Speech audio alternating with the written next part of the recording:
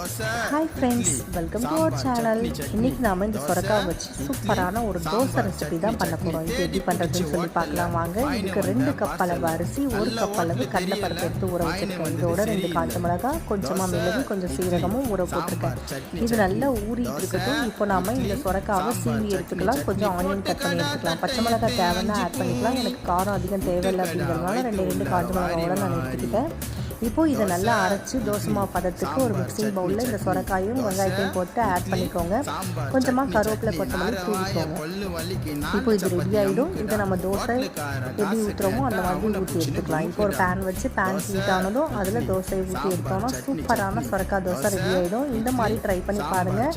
தோசையே வேணான்ற பிள்ளைங்க கூட இந்த மாதிரி டிஃப்ரெண்ட்டான டேஸ்ட்டில் நம்ம செஞ்சு கொடுக்கும்போது சூப்பராக சாப்பிடுவாங்க. நம்மளோட சேனல் உங்களுக்கு பிடிச்சிருந்ததுன்னா லைக் பண்ணுங்கள், ஷேர் பண்ணுங்கள். நம்மளோட சேனலை சப்ஸ்கிரைப் பண்ணுங்கள். Thanks for watching.